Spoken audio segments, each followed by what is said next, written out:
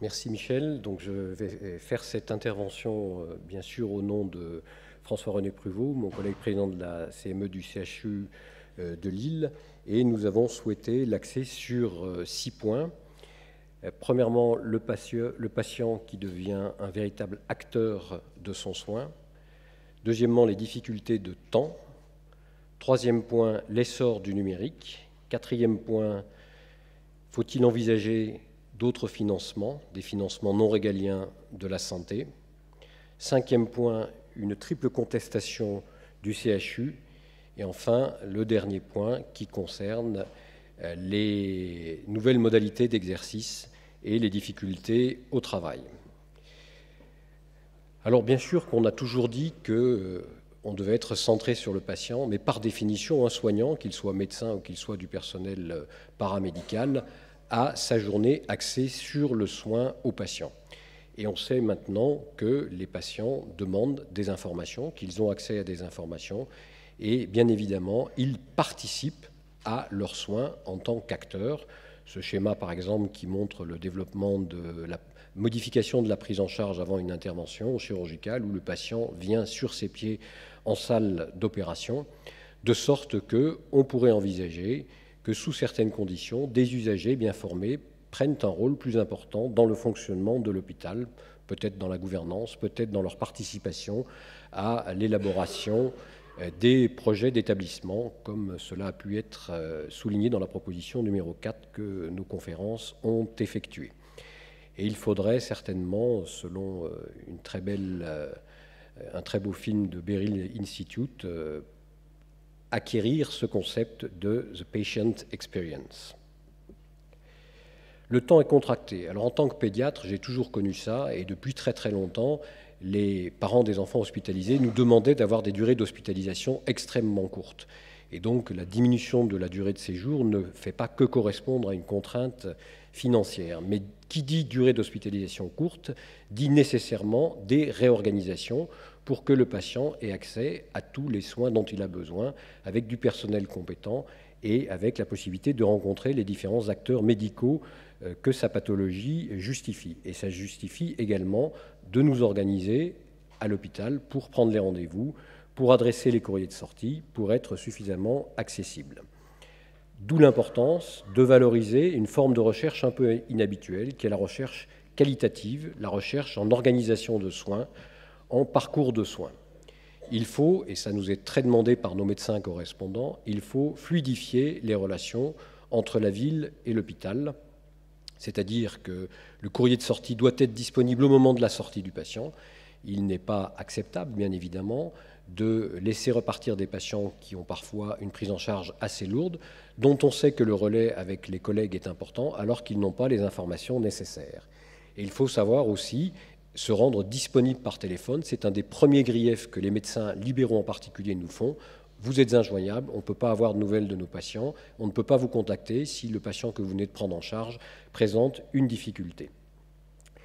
Et puis sur un mode de management, on pourrait imaginer, dans le cadre des contrats de pôle d'activité médicale, à fixer des objectifs d'efficience et de proposer, lorsqu'ils sont atteints, d'avoir des mesures attractives. L'essor du numérique, tout le monde en parle, on l'a déjà évoqué ce matin. Penser à éventuellement médicaliser de nouvelles fonctions de créativité numérique, savoir gêner les fameuses big data, les données en grand nombre, et je fais rappel au rapport Lebras de 2013, savoir susciter des projets de type numérique correspondant à l'appel d'offres ministériel, nous l'avons souligné dans la proposition numéro 1. Bien évidemment, dans le cadre des GHT, il faut qu'il y ait une communication entre nos différents systèmes, une interopérabilité des logiciels, et ça c'est un point important. Et puis si l'on veut répondre à la demande de télémédecine qui est extrêmement importante, il faut bien envisager un financement. Cela ne peut pas être une activité gratuite puisqu'elle prend du temps et elle engage la responsabilité de professionnels de la santé. Alors avec cette évolution du numérique, une seule inquiétude, peut-être théorique, mais qui est bien présente à l'esprit d'un certain nombre d'entre nous, la relation patient-malade sera-t-elle altérée? Or, cette relation patient-malade est un des fondements de la médecine telle que nous la concevons, ou sera-t-elle au contraire renforcée? L'avenir nous le dira.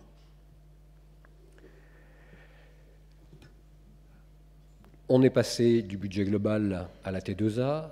Tout le monde s'accorde pour dire que la T2A ne correspond plus à la réalité. Et n'oublions pas que dans l'activité médicale, il y a encore une fois un lien important que le médecin va consacrer à son patient. Ça peut prendre 10 minutes, comme ça peut prendre 2 heures. Ce n'est pas quantifiable et ce n'est pas tarifiable.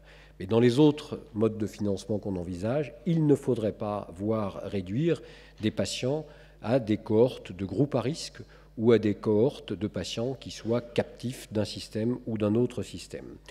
Et donc, dans le développement de ces nouvelles tarifications, nous souhaitons une vraie collaboration entre les tutelles qui décident et qui croient parfois tout savoir, entre les directeurs et également entre les médecins qui ont quand même leur mot à dire. Un point très important pour le CHU est le financement de l'innovation thérapeutique, comme nous l'avons souligné dans la proposition numéro 10. Alors effectivement, le CHU fait peur. Le CHU fait peur parce que c'est une structure qui est considérée comme lourde, peu réactive, avec, on peut le reconnaître objectivement, des médecins un peu protégés, un peu dans leur tour d'ivoire, méconnaissant les problèmes des autres acteurs de la santé. La mission de recours est importante, mais la mission de soins de proximité est tout aussi importante. Et donc, nous défendons le fait que le CHU doit être capable de continuer à accepter tout type de pathologie, aussi bien les plus bénignes, notamment dans le cadre de la formation, que bien sûr les pathologies les plus lourdes qui nécessitent une organisation qui ne peut pas exister en dehors du CHU. Pour ce qui est de la recherche, elle provient quand même de questions que l'on se pose à partir de cas concrets, de patients, de malades, d'études observationnelles. Et donc, l'organisation de la recherche basée sur le corps médical est importante.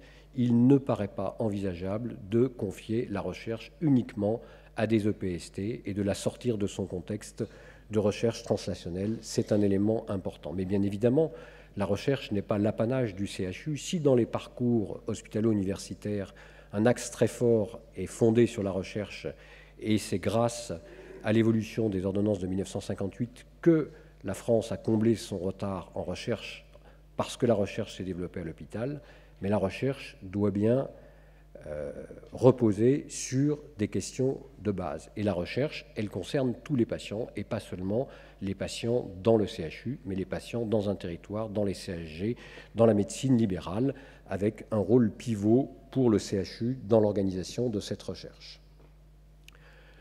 L'enseignement, c'est un point très important. La formation initiale est l'apanage des facultés de médecine et la formation des étudiants en médecine, puis des étudiants de 3e cycle, s'effectue bien à la fois à la faculté et à l'hôpital. Donc c'est un point très important qu'il faut conserver et il nous paraît nécessaire d'accompagner les décrets GHT pour bien repréciser et rendre particulièrement lisible le rôle de CHU. Et je pense que le CHU peut petit à petit étendre sa collaboration avec un certain nombre d'établissements volontaires pour créer ce concept de CHU hors les murs. Et donc même si le CHU reste critiqué, il est quand même rassurant pour nos concitoyens. Pourquoi? Parce qu'il accueille en permanence tout type de patients, parce qu'il a un personnel compétent et dévoué, parce qu'il y a des plateaux techniques sophistiqués, modernes et rénovés, ou à peu près rénovés. Le problème de la qualité de vie, la ministre en a parlé ce matin, ce n'est pas qu'une préoccupation ministérielle, mais c'est aussi notre préoccupation. Et très nettement, les générations à venir affichent la volonté d'un équilibre entre la vie privée et la vie professionnelle. Et je pense qu'ils ont raison. Et pour cela, il nous faut améliorer l'attractivité des carrières hospitalo-universitaires. On entend trop des jeunes collègues qui disent « on ne veut surtout pas faire ce que vous faites ». Et donc, il nous faut être imaginatif dans l'évolutivité des carrières. Et je pense que l'on peut avoir, dans une vie professionnelle, un temps peut-être plus consacré à la recherche, un temps plus consacré à l'enseignement, un temps plus consacré aux soins. Et donc, il faut savoir promouvoir les acteurs qui ont une réelle appétence pour exercer des responsabilités transversales, des responsabilités managériales, et ce, au CHU, dans le cadre d'une vraie complémentarité entre les médecins à statut hospitalier et les médecins à statut hospitalo-universitaire, comme notre proposition numéro 16 le souligne. Les fonctions de management, qu'il s'agit des fonctions de chef de service ou de chef responsable de pôle d'activité médicale, ne doivent pas être liées à un titre universitaire, mais elles doivent être données à des gens qui ont des compétences et qui se forment et qui sont évalués sur leur rôle de manager. C'est un discours moderne que beaucoup d'entre nous tiennent depuis 2-3 ans et qui finit par trouver une réponse avec des formations que l'on rend petit à petit obligatoires pour ceux qui vont exercer des responsabilités. La qualité de vie au travail est donc un point important. Et le ministère vient de mettre en place une mission nationale afin de recenser, valoriser, diffuser les bonnes pratiques, les évaluer, mise en place d'un observatoire et d'un médiateur national. Et il faut pouvoir nous aider d'expériences qui ont été mises en place ça et là. Elles ne sont pas exhaustives, je n'en connais que 2, c'est pour ça que je les cite, mais j'imagine bien que ce ne sont pas les seules. Celle de la paix de Paris qui est probablement la plus aboutie, mais également, très modestement, ce qui se passe aussi aux hospices civils de Lyon. Il faut donc instruire les dossiers relatifs aux conditions de vie et de travail des praticiens, aux conditions d'accueil des praticiens recrutés, c'est important. Et donc, à la paix de Paris, on a mis en place un groupe de travail management médical, un groupe de travail prise en charge des situations individuelles. C'est un point extrêmement important.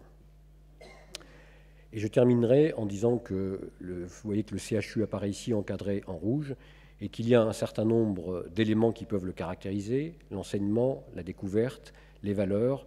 Et je dirais, nous avons besoin d'un CHU simple, ouvert, innovant et performant. Je vous remercie de votre attention.